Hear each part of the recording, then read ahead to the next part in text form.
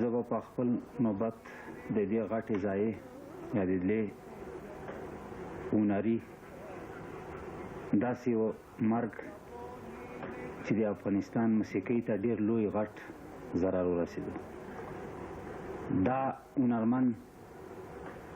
داسې یو عادي هنرمند نه و، دا د افغانستان هغسې هنرمند و چې د په خپل هنر کې ډېرې زیات افتخارونه د افغانستان هنر ته هنرمندانو ته بخښلي دي، او د ده مرګ د افغانستان د ټولو هنرمندانو په دا اندازې خفګان باندې بدل شو چې ټول د ژړا او د خفګان سره مخامخ دي. او دا لوی قهرمان د موسیقۍ چې د ده شاګردان یا د ده چې څومره د افغانستان موسیقۍ کلاسیک موسیقۍ ته څومره د افتخار بخښلی و، دا نو ګمان نه کوم چې په ډېر عمرونو کې دا داسې هنرمند په افغانستان کې بیا منځته راشي. خو بیا کوشش کېږي چې پیدا شي، ځوانان شته، خو ډېر په مودو سره داسې هنرمند په یو مملکت کې منځته راتلی شي. د ده د مرګ دا آواز چې خور شو، نو د تمام افغانستان خلک په دې باندې ډېر زیات خفه شول او ډېر زیات خفګان ټولو افغانانو په دې وکړو چې استاد سرنګ مړ ده. استاد سرنګ بابا د موسیقي مړ شو، قهرمان د موسیقي مړ شو. نو زه په خپل ور دا وایم چې زه یو محلي یا یو فلکلور سندرغاړی په کلاسیک موسیقۍ نه پوهېږم، خو بیا دومره زه ویلی شم چې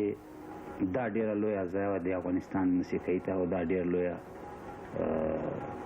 موږ ته ډېر لوی خفګان ورسېدو. خو د خدای پاک نه غواړم چې د ده روح شاد خدای دې تر ورځې قیامت پورې د ده روح شاد غواړو، خدای دې دی وبخښي.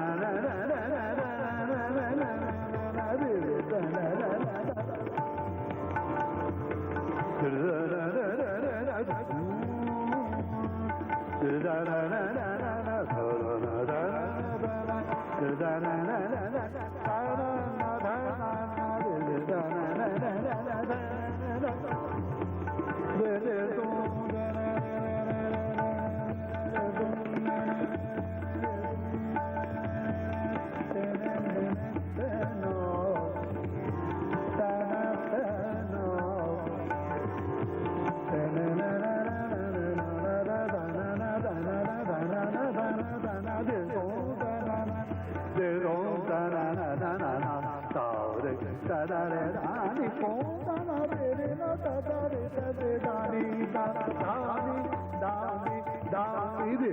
da da da da da